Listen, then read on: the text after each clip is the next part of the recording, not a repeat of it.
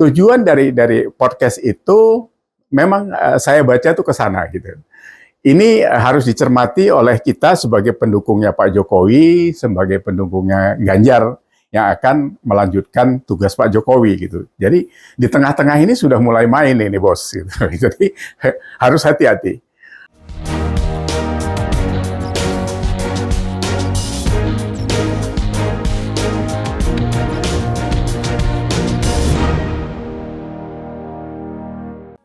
Selamat pagi, semangat Indonesia. Kita ketemu lagi di Respon, reaksi spontan masyarakat. Kali ini kita mau ngobrol tentang berseliwerannya podcast dan video, khususnya dari Bung Akbar Faisal yang baru kami terima siang tadi ini, bahwa di dalam dialog dengan Adi Prayitno, pengamat politik dari UIN, ini mereka berbicara tentang kejanggalan dari pencapresan atau deklarasi Pak Ganjar Pranowo waktu itu gitu. Jadi ini sebenarnya kalau kita lihat seolah-olah ini dinarasikan dengan akademis dan ilmiah gitu.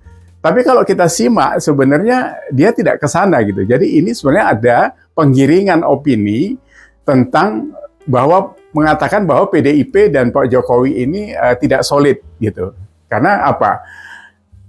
Disampaikan oleh Adi Prayitno bahwa Pak Jokowi kan sempat pulang lebaran ke Solo, kemudian tergesa-gesa balik lagi ke Bogor untuk menghadiri deklarasi Pak Ganjar gitu. Nah ini seolah-olah dia mengatakan bahwa Bu Mega itu bahkan mencapreskan Ganjar pun tidak bercerita dengan Pak Jokowi. Jadi artinya domain itu tidak boleh diganggu oleh siapapun kecuali Megawati sendiri gitu. Jadi ini terlalu absurd kalau menurut saya gitu, karena menentukan seorang capres itu tidak ngomong dengan Pak Jokowi yang notabene sebagai Presiden Indonesia dan di PDIP. Ini sangat tidak mungkin dilakukan oleh Bu Megawati, walaupun itu memang hak prerogatifnya beliau gitu. Nah, sebenarnya kenapa podcast ini dibuat? Ini ada tujuannya. Jadi tujuannya itu tadi mulai mengorek-ngorek, jadi menarasikan bahwa PDIP tidak solid dengan Pak Jokowi. Ini sudah beberapa kali dinarasikan oleh beberapa pihak bahwa karena ada statement Bu Megawati selalu mengatakan itu petugas partai itu terus dikembangkan kemana-mana gitu. Jadi dikompor-kompori bahwa Pak Jokowi itu tidak ada artinya di mata Bu Mega dan sebagainya. Saya sendiri pun sempat berpendapat seperti itu, karena cuma pada akhirnya untuk kepentingan negara memang itu stylenya Bu Megawati gitu. Jadi kalau dibilang suka tidak suka, saya pun tidak suka dengan style itu. Tapi kalau untuk kepentingan sebuah keberlanjutan, hal-hal seperti itu harus dikesampingkan. Karena apa? Kalau kita mau menuju ke titik tinggi, ke Bukit Emas, kita nggak boleh diganggu oleh rumah-rumah rayap yang mengotori jalan itu. Gitu. Jadi itu harus dikesampingkan. Gitu. Nah, tujuan dari podcast itu memang saya baca tuh ke sana gitu. Ini harus dicermati oleh kita sebagai pendukungnya Pak Jokowi, sebagai pendukungnya Ganjar yang akan melanjutkan tugas Pak Jokowi gitu. Jadi di tengah-tengah ini sudah mulai main ini bos. Gitu. Jadi harus hati-hati. Yang kedua, saya juga melihat di TikTok itu ada video kampanyenya Ahok tahun 2017. Ya saya pikir Pak Jokowi juga tahu kan mana teman sahabat yang benar gitu kan. Beliau tahu saya kan nggak ada kepentingan gitu, saya hanya kerja aja nggak ada kepentingan. Ya kan, terus saya nggak pernah minta apa-apa sama beliau kan. Duit nggak demen ribut doang. Tapi beliau bilang, ya istri saya juga sama stres kalau udah pikirin. Istrinya juga nggak pengen dia jadi presiden. Tapi kalau rakyat butuh gimana? Ya makanya Pak Jokowi bilang, kaum yang butuh ya harus terusin gitu. Seolah-olah Ahok di situ sudah mulai bicara tentang bagaimana mengelola negara dan sebagainya. Itu kan stylenya Pak Ahok dari dulu seperti itu. Tapi di situ digarisbawahi bahwa Ahok mau dicapreskan gitu. Jadi nalar kita harus nyampe ke sana. Kenapa? Ahok itu kan di PDIP. Ya kan, dia di PDIP, Ganjar Pranowo di PDIP. Terus yang mau capreskan Ahok siapa? Apa dia mau dicabut dari PDIP, dipinjamkan ke mana gitu.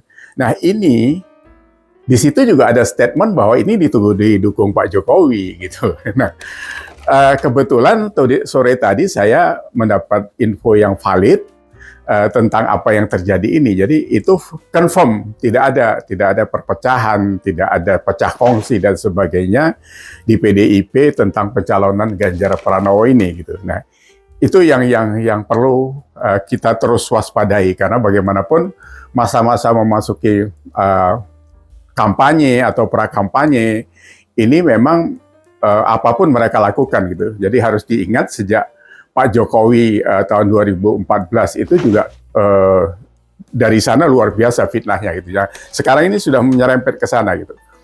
Gangguan-gangguan yang lain itu mau mereka tepis karena mereka juga kena gitu. Kalau seperti kontestasi sekarang ini kan ada Pak Prabowo, ada Anies, ada Ganjar Pranowo gitu.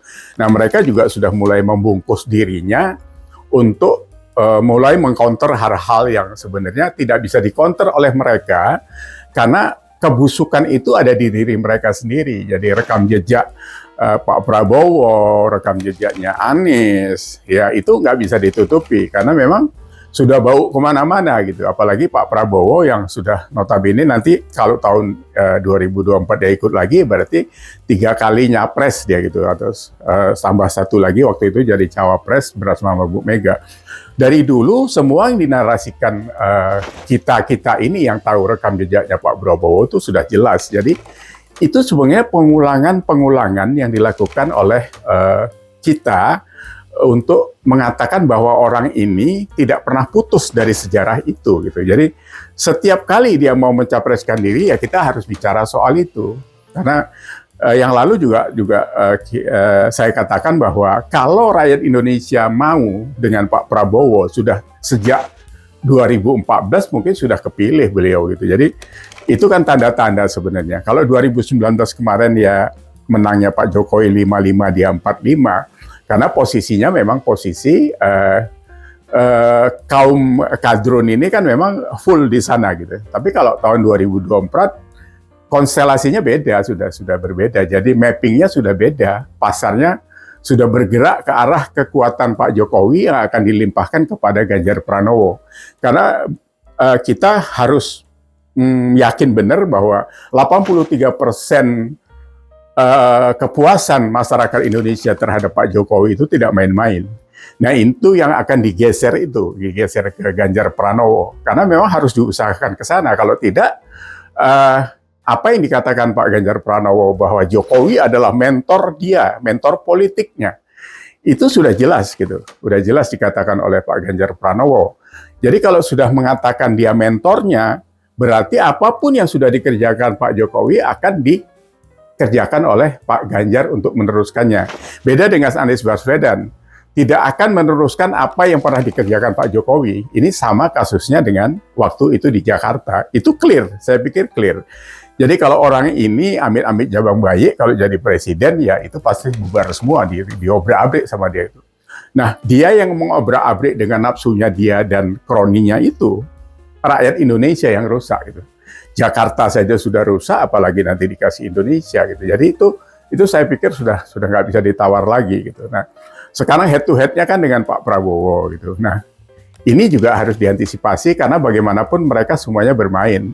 Karena kalau tidak bisa Anies Baswedan dicapreskan, pasti pihak-pihak yang ada di situ bisa jadi mendukung ke Pak Prabowo. Jadi suaranya atau apa-apanya itu akan di carry over ke sana gitu. Menurut saya seperti itu. Jadi sekali lagi kita pemilih pendukung Pak Ganjar ini yang notabene di endorse oleh Pak Jokowi itu harus cerdas kita gitu. Jadi setiap langkah mereka harus kita amati bahwa mereka ini adalah pura-pura baik saja gitu. Jadi ngomongnya halus dan sebagainya seperti podcast yang dilakukan itu. Jadi harus paham bahwa Bung Akbar Faisal itu pernah di Nasdem.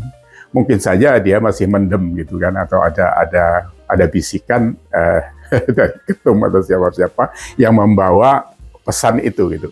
Halus menggesernya, harus menarasikannya, tapi itu tujuannya jelas gitu. Jadi hati-hati karena PDIP sedang solid dengan Pak Ganjar, dengan Pak Jokowi, jangan mau dikotori gitu, jangan mau dilunturi gitu. Kita ini kelunturan orang-orang tidak baik ini akan menyakitkan untuk masa depan Indonesia, ya. Jadi begitu saja narasi kita atau obrolan kita hari ini. Kita harus waspada, kita harus yakin bahwa kita bisa untuk Indonesia. Jadi jaya Indonesia, sehat kita semua. Itu. Terima kasih sudah menyimak. Sampai ketemu lagi di respon berikutnya. See you.